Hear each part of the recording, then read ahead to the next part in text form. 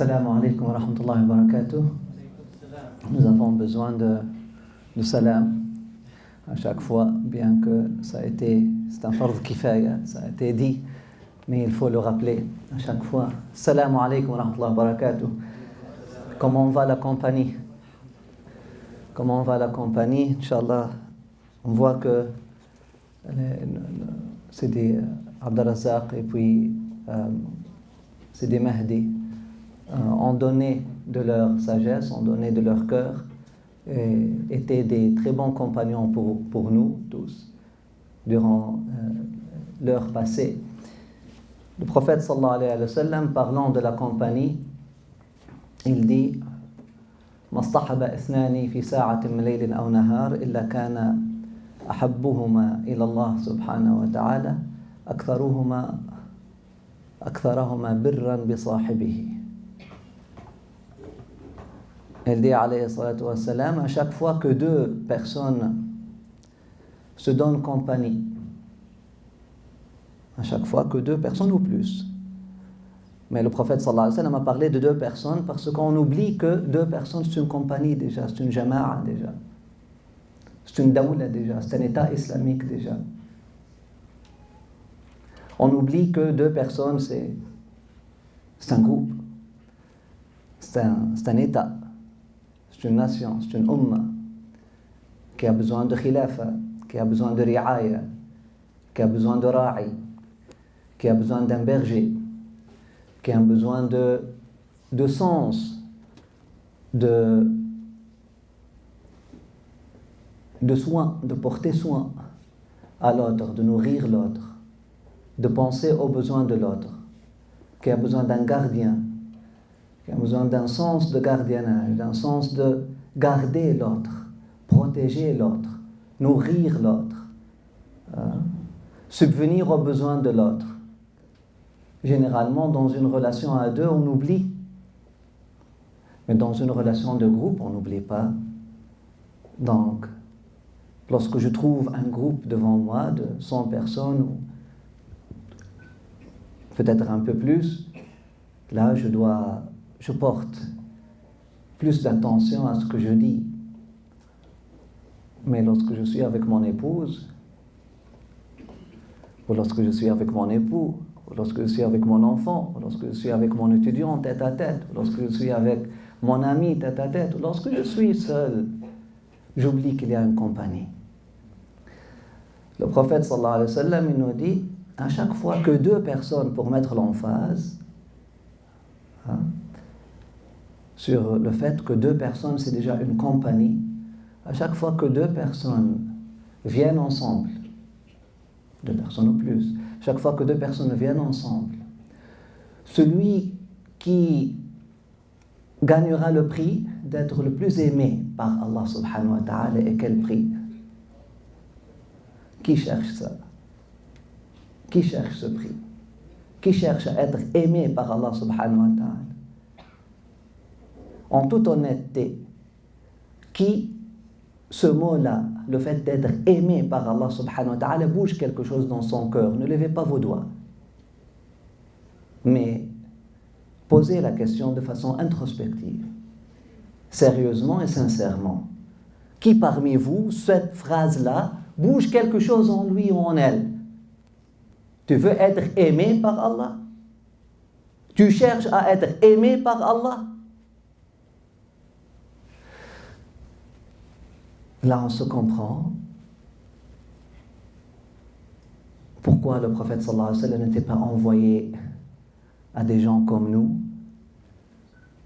Et là, on se comprend qu'on est loin. On est loin. Si l'islam a été transféré ou transmis, est-ce que nous avons réussi à se transformer, à être transformé par l'islam, parce que un message prophétique a le rôle de transmettre ou transférer l'énergie divine ou le message divin, mais aussi de transformer les êtres. Donc, Pour une audience des compagnons du prophète sallallahu alayhi wa sallam, vous avez pris une idée de la qualité de leur personne,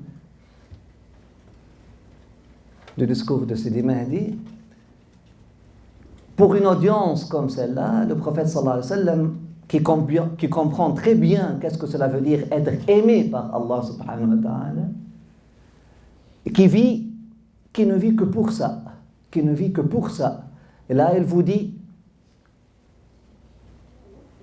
à chaque fois que deux personnes viennent ensemble, celui qui gagnera le prix, celui qui sera le plus aimé par Allah subhanahu wa ta'ala, est celui qui prend soin plus de l'autre.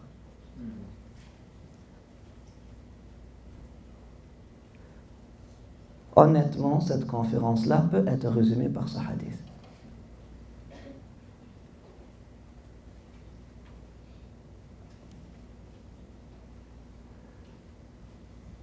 Honnêtement, et qui veut ajouter plus, on peut peut-être détailler, parce que les cœurs sont devenus a'ajam. Nos cœurs aujourd'hui sont devenus a'jami, bien qu'on comprenne bien l'arabe. Nos cœurs sont devenus étrangers, schizophrènes, c'est ça l'a'jami, qui ne se comprend pas soi-même, c'est ça. C'est ça la définition de a'jami. La définition de arabi, c'est clair et net, et qui se comprend bien et qui se fait bien comprendre. C'est pour ça Allah subhanahu wa ta'ala dit Qur'anan arabiyya. La'allahum yafqahoun. Parce que ça délivre le message. Délivre? Ça conveille, ça délivre. Mais a'jami, celui qui ne se comprend pas et qui ne se fait pas comprendre. Nos cœurs aujourd'hui ne se comprennent même pas, ne se font même pas comprendre. Et si tu ne te comprends pas, comment tu vas te faire comprendre à l'autre? Sidi Mahdi, barakallahu fih, a parlé des préalables. Et puis il a dit, avant de penser à l'autre, à la personne de ta vie, pense à toi-même. Qui es toi avant toi? Connais-toi toi-même. Tu as besoin de quoi?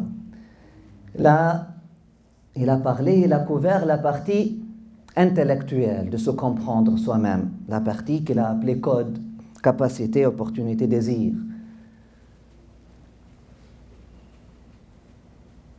On va ajouter un D. Divinité. La divinité en soi. Se connaître soi-même, c'est-à-dire connaître Dieu en soi. Parce que, mon cher frère, ma chère sœur, si tu embarques dans une relation de couple, ou dans une relation d'emploi, ou dans une relation d'amitié, tu t'embarques dans une relation comme ça, alors que tu souffres individuellement des maladies que tu n'as pas adressées, des problèmes mentaux que tu as esquivés, des problèmes spirituels que tu as réussi à te faire cacher. Le couple n'est pas un mécanicien pour réparer des voitures brisées. Le mariage n'est pas un mécanicien pour réparer des voitures brisées. Mon cher frère, ta future épouse n'est pas le mécanicien qui va te faire ordonner. Si tu as un problème d'addiction, avant d'embarquer dans un mariage, fais-toi ta thérapie. Vous comprenez bien? Ça démystifie quelque chose, j'espère. Si vous avez un problème d'addiction à des films pornographiques, ne vous mariez pas. Le mariage n'est pas la solution. Vous allez briser un cœur, vous allez briser un corps, vous allez briser un intellect, vous allez briser une famille, et vous allez briser les enfants qui vont naître. Et vous allez briser une société, et pire que ça, vous allez briser une religion.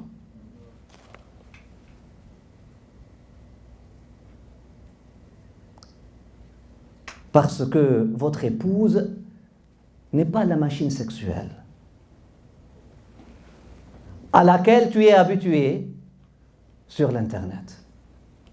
Et votre époux n'est pas ce macho auquel tu es malheureusement, statistiquement parlant, nous avons autant des filles que d'hommes, musulmanes et musulmans, qui sont par exemple addicts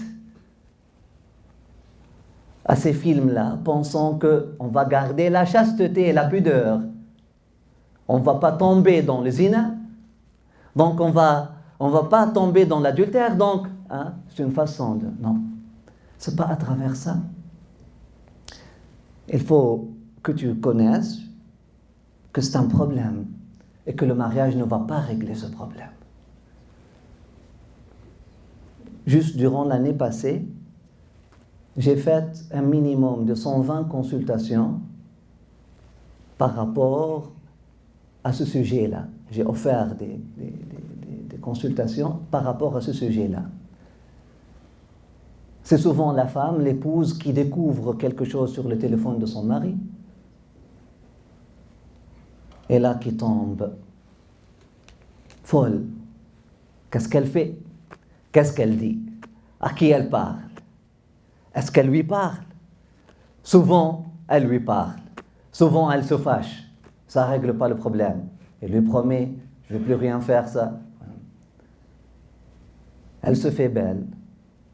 Ce n'est pas vrai qu'elle est toujours en t-shirt. Ce n'est pas de sa faute. Elle se fait belle, elle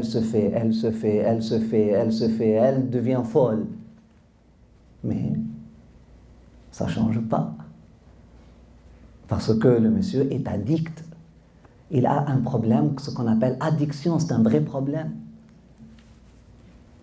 Si tu es addict au vin, un verre de vin ne va pas assouvir, ne va pas résoudre ton problème d'addiction. Si vous avez un problème de colère, mon cher frère et ma chère sœur, vous connaissez. Il y a un miroir qui s'appelle le miroir de soi. Prenez le temps de vous connaître. Vous avez le problème de colère, n'attendez pas que le juge vous renvoie après le mariage, après l'échec du mariage, après avoir brisé des cœurs et une famille, des enfants et tout. N'attendez pas que le juge vous renvoie pour faire une thérapie, ce qu'on appelle gestion de colère. Allez la faire maintenant. Allez la faire maintenant. Vous savez que vous avez un problème de colère. Ce n'est pas votre épouse qui va résoudre ce problème. Vous savez que vous avez un problème de colère. Ce n'est pas votre époux qui va résoudre ce problème. Vous êtes dépressif, vous êtes dépressive. Allez vous faire traiter avant de vous marier. Parce que votre époux, ce n'est pas un antidépresseur. Et votre épouse n'est pas un antidépresseur. Ça risque d'augmenter votre dépression. Parce que, ce n'est pas parce qu'elle n'est pas une bonne personne, mais parce que lorsqu'on escompte quelque chose, on ne la trouve pas.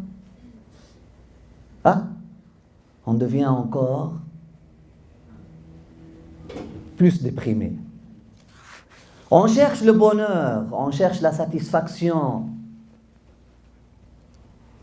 on cherche la balance chez quelqu'un. Je ne suis pas balancé, je ne suis pas heureux, je ne suis pas sain. Et là, je pense que lorsque j'embarque dans la vie de quelqu'un, via l'aide de cette personne-là, je vais devenir balancé, sain ou heureux. Hada shirk. Pour ceux qui sont obsédés aujourd'hui avec le mot shirk, c'est ça le vrai shirk. C'est ça le vrai shirk. C'est ça le vrai shirk. Le shirk, c'est-à-dire associer quelqu'un à Dieu. Ou s'attendre à ce que quelqu'un, un humain ou une création, joue le rôle de Dieu.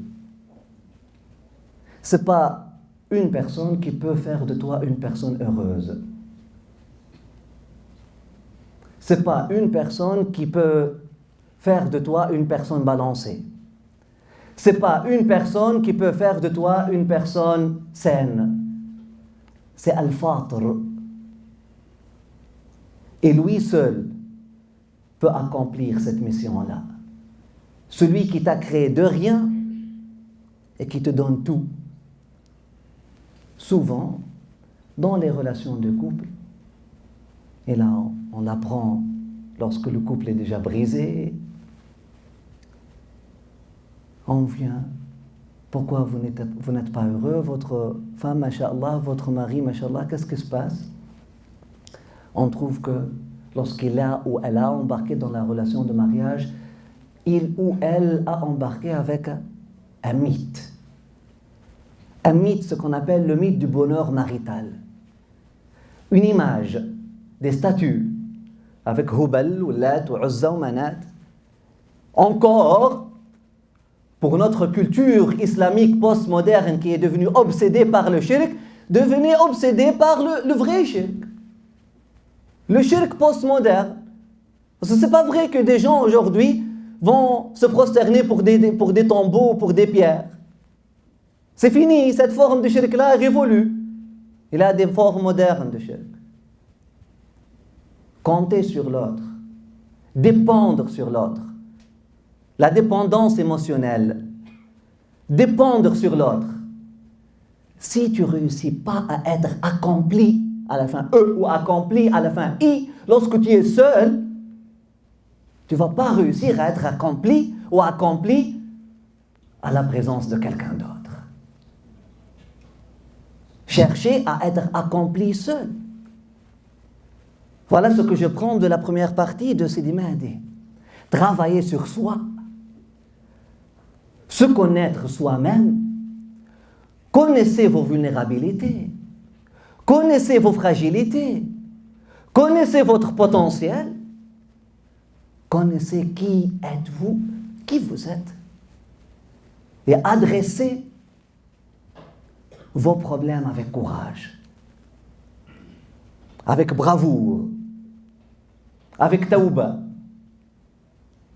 Et là, vous allez être prêt ou prête pour nourrir quelqu'un d'autre.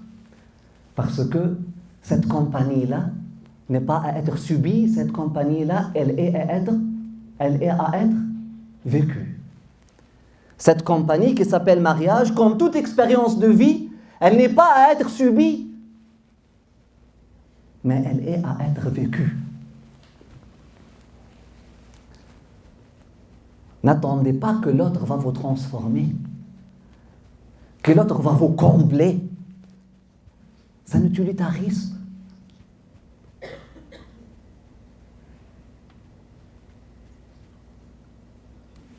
Notre culture postmoderne, on s'attend, je vais à la banque va me faire tout. Je vais à un professionnel, le professionnel va combler tout. Je vais à une épouse, puis mon épouse va combler tout. Non. Ou mon époux va combler tout. Non. Non. Lorsque vous vous nourrissez vous-même, lorsque vous prenez soin de vous-même, lorsque vous êtes déjà un bon compagnon pour soi-même, là, vous allez réussir à être un bon compagnon pour quelqu'un d'autre.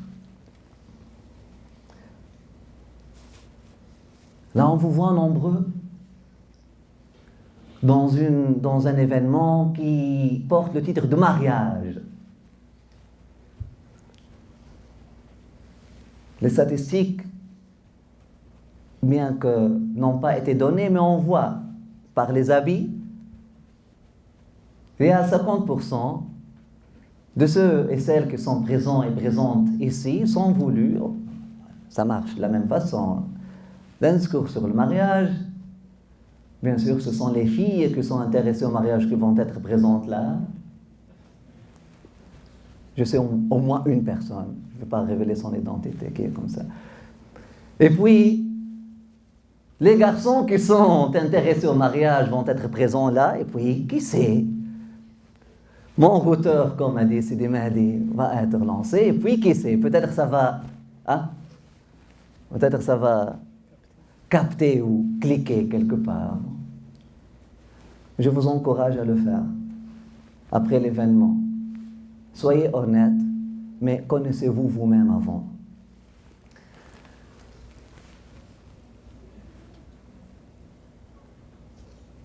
Mais ça montre aussi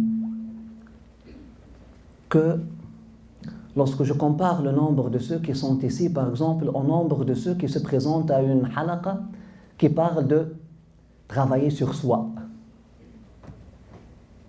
qui parle de purification de l'âme, purification du cœur, travailler son intégrité morale,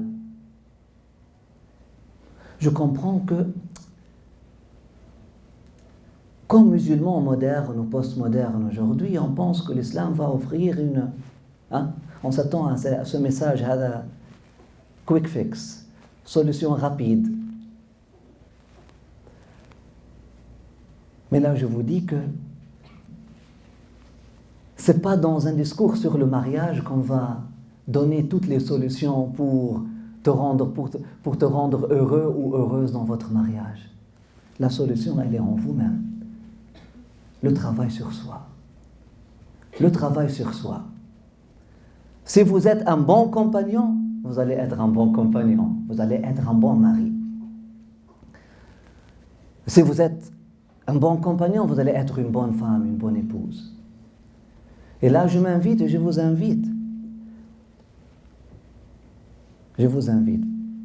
Je suis déjà marié. Et puis c'est fini. Mais je vous invite à ceux qui ne sont pas mariés. Le temps que vous passez dans vos calculs, mes critères, qui est la personne avec le L majuscule, qui va combler, qui va... moi je me connais. Le temps que vous passez sur ça et l'énergie que vous investissez sur ça, investissez-les. Travaillons sur vous-même. Travaillons sur vous-même. Avant tout, comme a dit notre cher, c'est votre relation avec le plus grand qui compte le plus.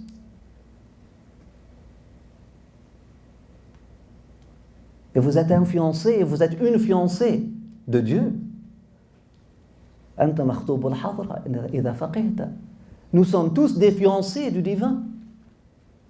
Nous sommes tous des fiancés de cette relation-là. Et ce n'est pas tout le monde qui a accès à cette relation-là. Il y a des qualités qu'il faut travailler. Il y a des vertus qu'il faut cultiver. Il y a une beauté qu'il faut découvrir et nourrir en soi.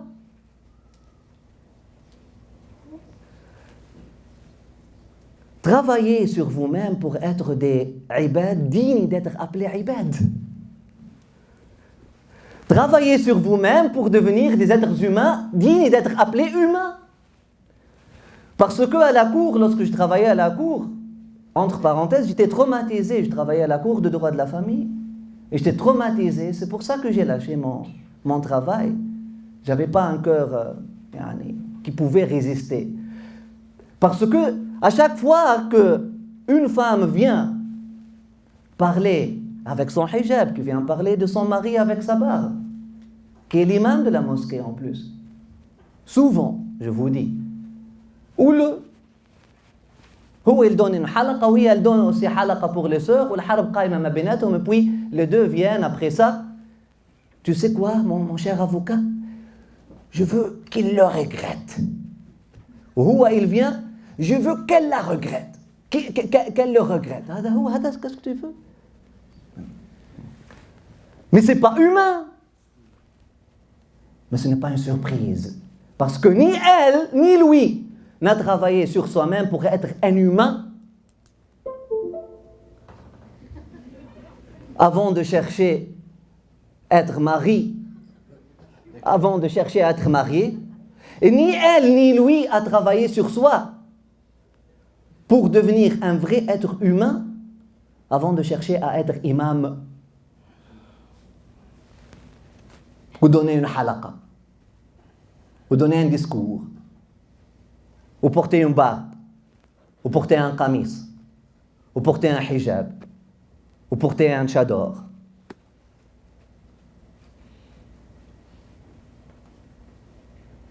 Travaillez sur vous-même pour devenir des êtres humains, dignes de cette karama qu'Allah subhanahu wa ta'ala vous a donnée. وَلَقَدْ كَرَّمْنَا بَنِي آدَمَ. Il y a des comportements qui ne sont pas humains. Frapper quelqu'un, c'est pas humain.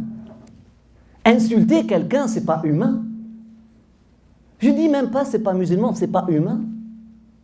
Cracher sur le visage de quelqu'un, nous avons des coups, nous avons des gens qui crachent sur le visage. Elle crache sur le visage de son mari, littéralement. Et il crache sur le visage de sa femme, littéralement. Mais c'est pas humain. Nous avons des cas qui réussissent à trouver leur chemin vers les médias, etc.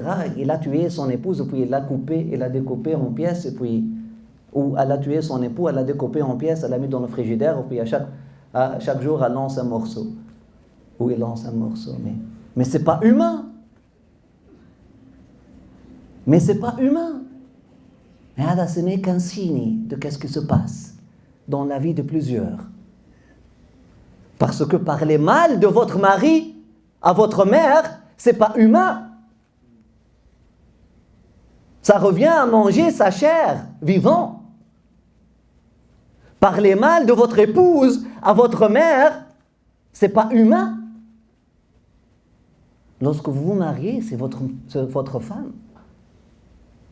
Pourquoi vous montrez les sous-vêtements de votre épouse à votre maman ou à votre sœur?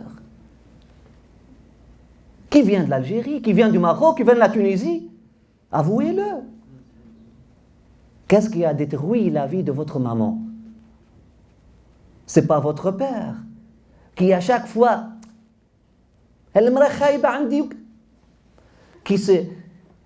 qui se trouve le courage de parler mal de son épouse à sa maman. Mais pourquoi? Parce qu'il était consommateur avec sa maman, il a continué à être consommateur, tout simplement.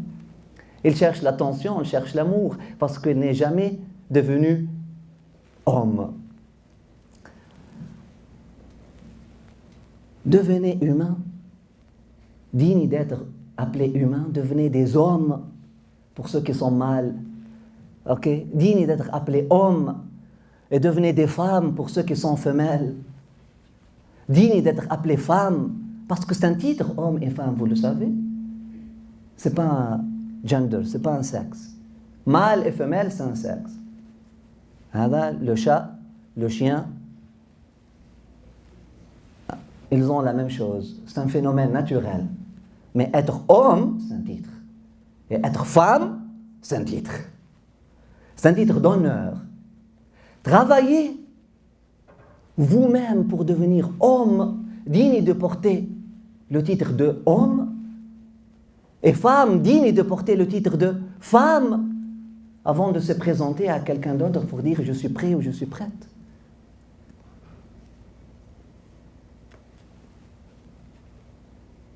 Mais c'est très important. Travailler sur soi, c'est la chose la plus importante. Allah subhanahu wa ta'ala a parlé de Sayyidina Moussa. Sidi Mahdi a parlé de Moussa. L'enfant de Sidi Mohsen, je suppose. Qu'Allah le garde, qu'Allah le préserve. Je vous parlerai de Sayyidina Moussa alayhi salam pour comprendre le cheminement du mariage. Avant le mariage et durant le mariage et après le mariage. Allah subhanahu wa ta'ala nous l'a donné dans Sourate qu'il a appelé Al-Qasas, qui a été appelé Al-Qasas. Sayyidina Moussa, A'udhu billahi minash shaitanir rajim, Bismillahir rahmanir rahim.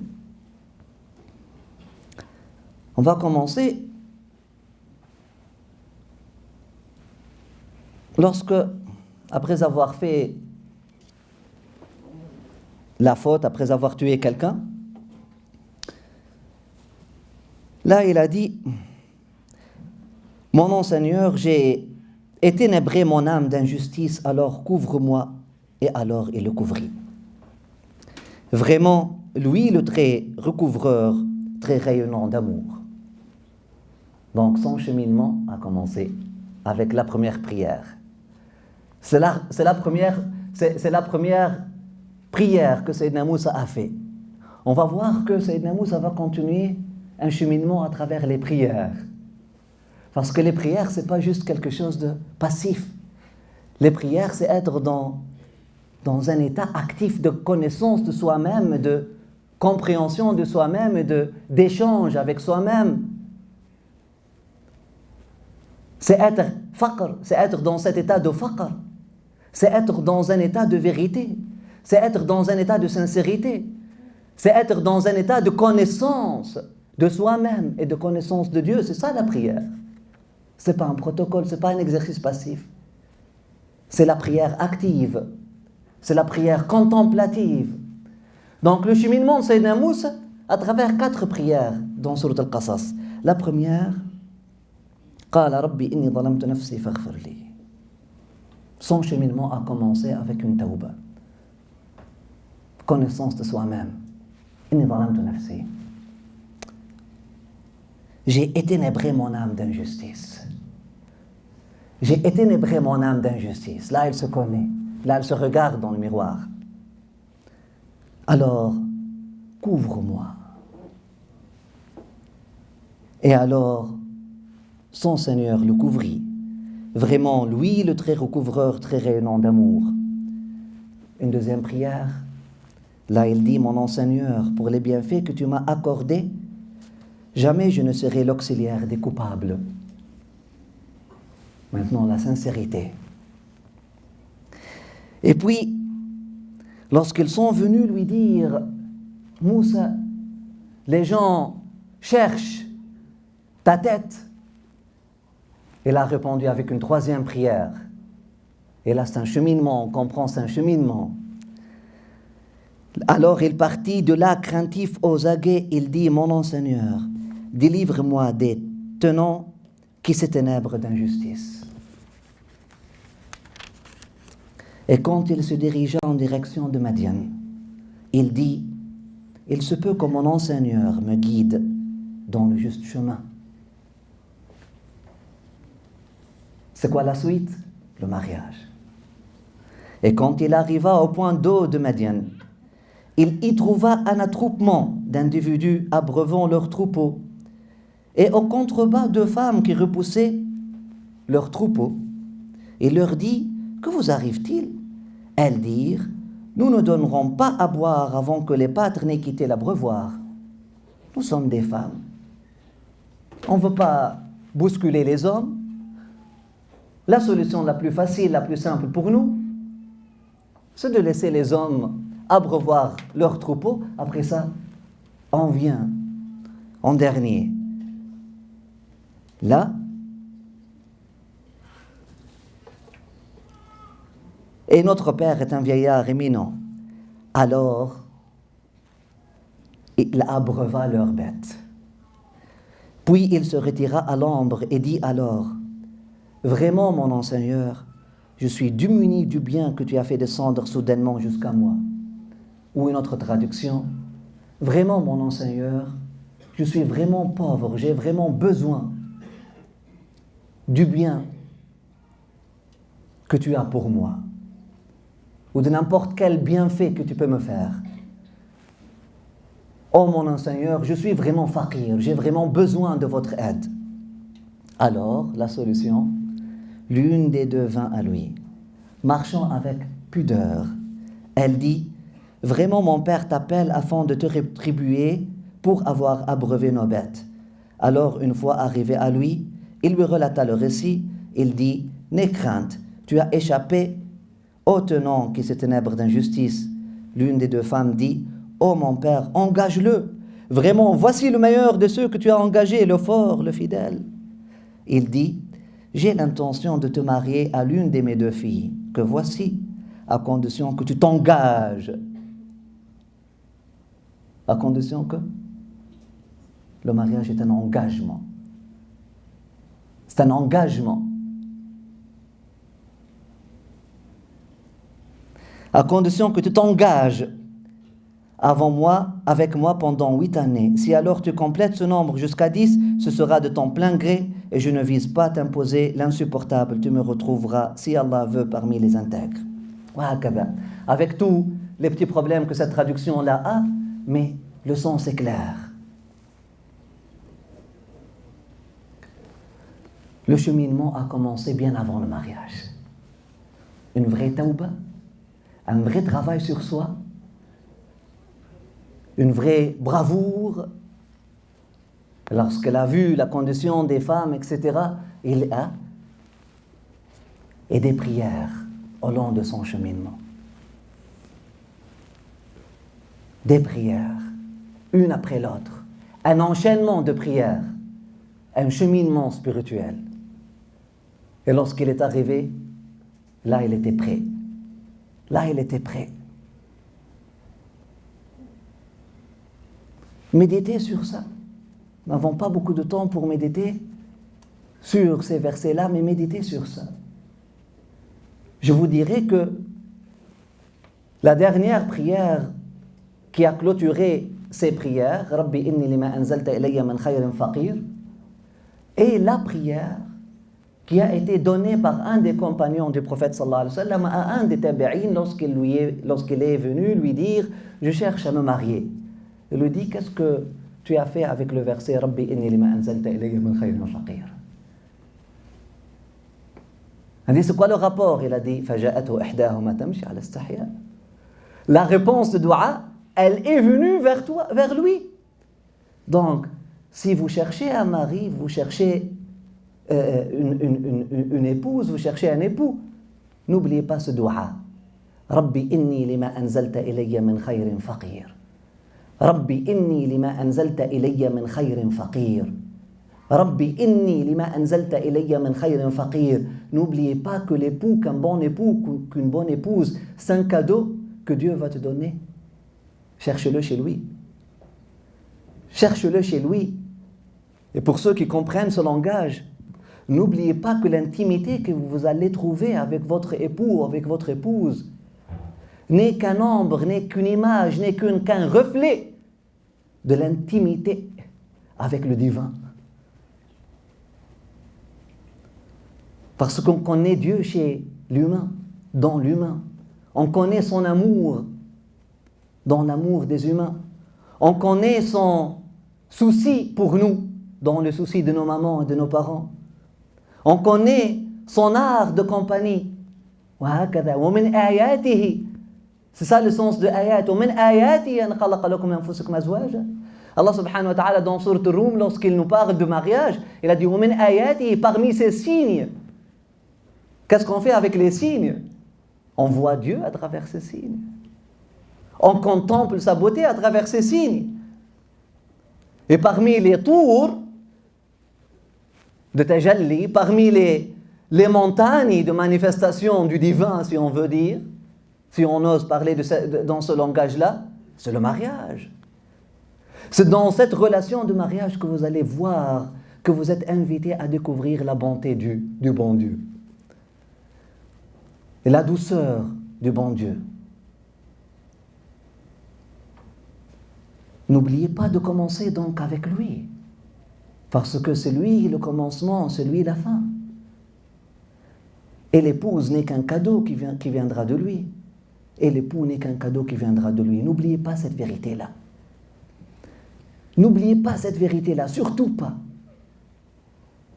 Dans un autre verset, dans Sourate Al-Furqan, Allah subhanahu wa ta'ala, il parle d'Ibad al-Rahman, ceux qui cherchent al-Rahman.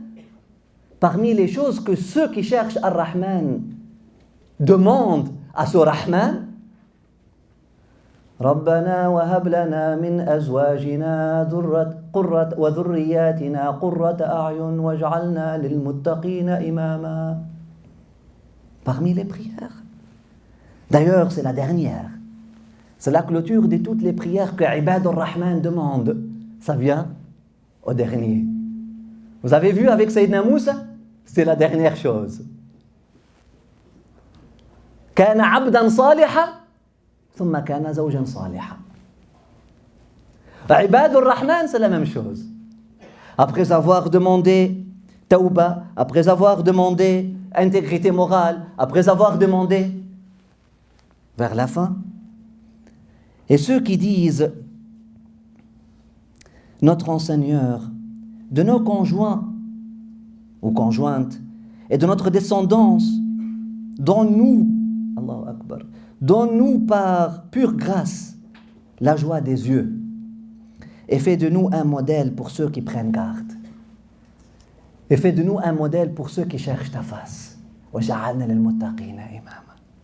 C'est-à-dire un modèle pour nos enfants, elle parle de ses propres enfants. Notre Seigneur, de nos conjointes et de notre descendance, ou de nos conjoints et de notre descendance, donne-nous par pure grâce, la joie des yeux. Wallahi, ya Sidi Sami, même si tu trouves la femme avec les plus beaux, ok, à laquelle là, tu deviens ébranlé par attirance physique, wallahi, c'est sauf ton Créateur qui t'a créé de rien qui peut te donner le bonheur avec elle. Par pure grâce. Par pure grâce. Tu comprends? Par pure grâce. Hab lana, hab. C'est une hiba. C'est une hiba. La joie, le bonheur, dans la famille, wallahi, c'est un cadeau que Dieu donne. Ce n'est pas les bleus yeux de l'épouse ou la barbe blonde de l'époux. Parce que nous avons des sœurs marocaines, des sœurs algériennes qui viennent, on fait un converti. Pourquoi? Il a la barbe rousse.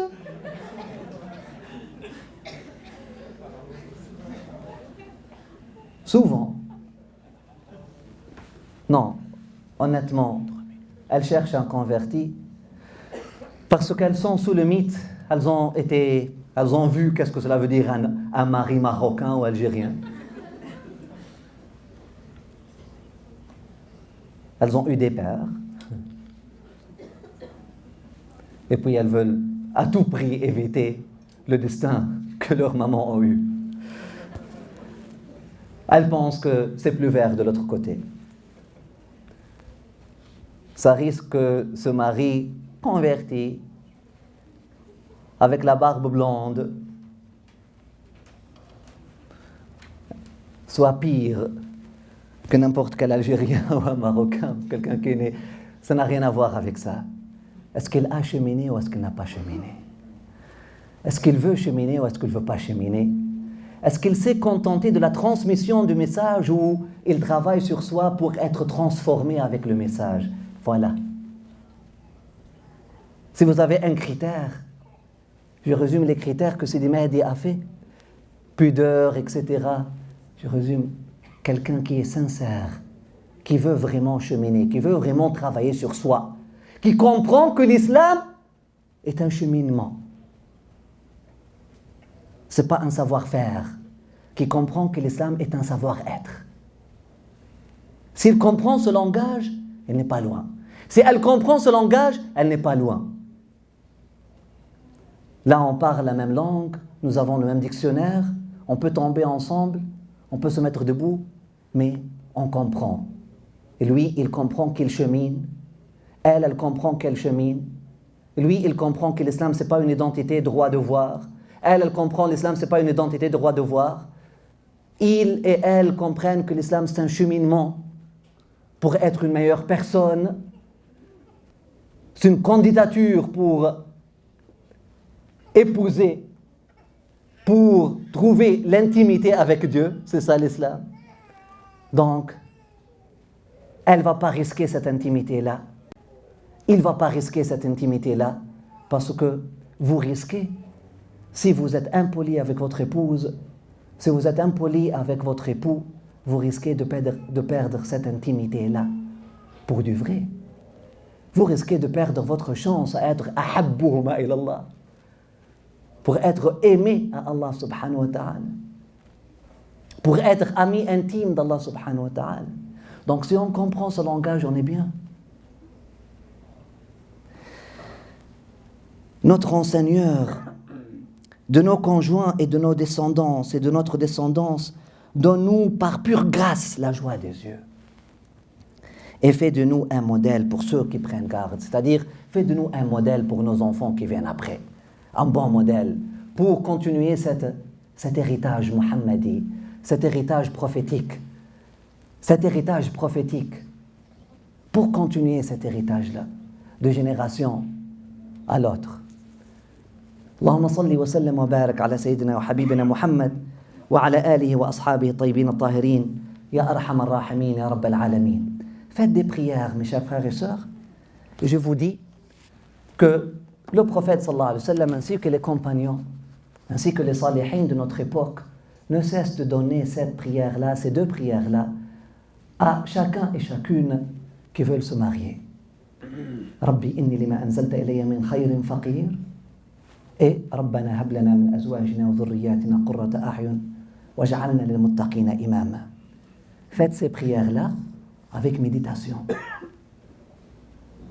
Et comprenez qu'est-ce qui est venu avant. On travaille sur nous-mêmes et on se connecte à Allah subhanahu wa ta'ala. Et on réalise notre pauvreté, que nous avons besoin de lui, que celui est le gardien, que celui est l'ami intime, que celui qui voit tout. Il faut cultiver cette relation-là, il faut cultiver cette conscience-là. Et on marche. On va pouvoir respecter le mithaq ou le contrat, comme a dit notre frère au début, le contrat ghalidh, le mithaq ghalidh qui s'appelle mariage, cet engagement fort qui s'appelle mariage. On ne va pas le laisser tomber à la première tempête. C'est pas parce que il y a eu quelque chose comme ça, je laisse tomber. C'est un engagement. Quelqu'un qui s'appelle Lee Bokom, il a dit, un mentor ou un guide magnifique m'a dit un jour que ni le sexe, ni l'argent, ni la joie sont la mesure ou les critères par lesquels un mariage est évalué. Je traduis de l'anglais. Il a dit, le pôle nord de n'importe quelle relation de mariage est l'engagement, commitment. L'engagement. Vous êtes dans un bateau, vous êtes dans la mer, vous êtes engagé ou vous n'êtes pas engagé. Le pôle nord pour votre bateau, dans cette mer qui s'appelle mariage, dans cette relation-là, c'est l'engagement. C'est l'engagement. Sinon, si vous laissez tomber l'engagement, vous allez être naufragé. L'amour, un autre sage, il dit, l'amour, c'est cette volonté de travailler sur soi-même afin de pouvoir nourrir soi-même et nourrir ceux qui sont avec soi. Et voilà. Et voilà. Après le mariage, lorsque nous sommes connectés à Dieu, lorsque nous savons que le mariage c'est un chemin vers Dieu, c'est un cheminement vers Dieu, on va comprendre que c'est pas donnant, c'est pas si elle me fait ci, j'ai le droit de lui faire ça, si elle fait pas ses devoirs, donc j'ai le droit de ne pas faire mes devoirs, etc. Il y a quelque chose qui s'appelle rahma. Allah subhanahu wa ta'ala dit وَجَعَلْنَا بَيْنَهُمَا مَوَدَّةً وَرَحْمَةً. La rahma n'appartient pas à nous. La rahma, elle ne se calcule pas avec notre monnaie humaine. La rahma, vous pouvez la donner à votre ennemi. La rahma se puise dans le puits de Rahman subhanahu wa ta'ala. La rahma, Allah subhanahu wa ta'ala l'a mentionné dans 3 relations. L'a mentionné dans la relation pour Rasulullah sallallahu alayhi wa sallam, a dit rahmatan al-alamin, pour toutes choses. Mais pour nous, 3 relations. La relation de couple, mawaddatan wa rahma, avec vos parents, waqfadallahu ma janaha dhulli min ar-rahma, avec vos enfants. Rasulullah sallallahu alayhi wa sallam, comme traducteur du message divin, il a dit ara'aytum rahmata hadhihi al-ummi bi waladiha. Rahma, c'est cet amour qu'on appelle inconditionnel, cette empathie inconditionnelle, cette compassion inconditionnelle. Rahma, elle est supposée de rester même après le divorce. Même si la mawadda disparaît, la rahma doit rester. Rahma, c'est qu'est-ce que Dieu donne, c'est pas qu'est-ce que vous donnez. Rahma n'est pas une mukafa'a. Rahma, c'est pas une contrepartie. C'est pas parce qu'elle a fait quelque chose, elle a droit à cette rahma-là. Et lorsqu'elle ne fait pas ses devoirs, elle n'a plus droit à cette rahma-là. Ou s'il a fait quelque chose, il a droit à cette rahma-là. Ou il n'a pas fait ses devoirs, il n'a pas plus droit à cette rahma-là. Non, il n'a plus droit à cette rahma-là. لا. الرحمة حق العباد على ربهم لأنه الرحمن الرحيم. C'est un droit universel. Et pour la donner, vous ne pouvez pas la donner de vous-même. Il faut la puiser chez lui. C'est pour ça, je vous invite tous et toutes à chercher une vraie connexion, une vraie relation qui est authentique avec votre Seigneur. Ça va être la clé pour trouver le bonheur. Ça va être la clé pour trouver le bonheur dans votre mariage. Ça va être la clé pour trouver le bonheur dans votre vie parentale. Ça va être la clé pour trouver le bonheur dans tous les aspects de votre vie. Allahumma salli wa sallim wa barak ala sayyidina wa habibina Muhammad wa ala alihi wa ashabihi at-tayyibin at-tahirin ya arhamar rahimin ya rabbal alamin.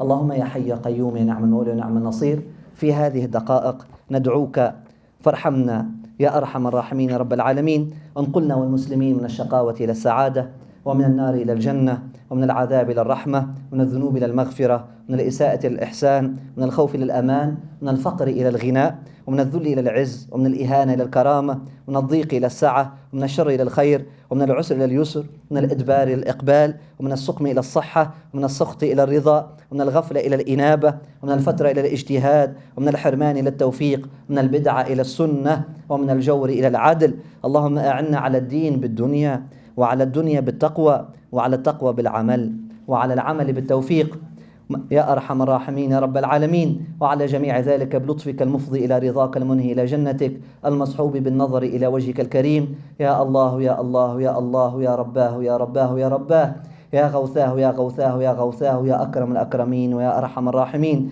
يا رحمن يا رحيم يا ذا الجلال والإكرام والمواهب العظام. صل وسلم وبارك على سيدنا وحبيبنا محمد ذي الخلق العظيم وعلى آله وأصحابه الطيبين الطاهرين وارضى عنا معهم وفيهم برحمتك وأنت أرحم الراحمين آمين.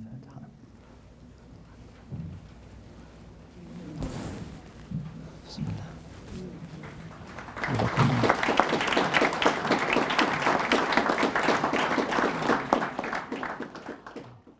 صل يا ربي ثم سلم على من هو للخلق رحمة وشفاء وعلى الآل والصحابة جمعا ما تزال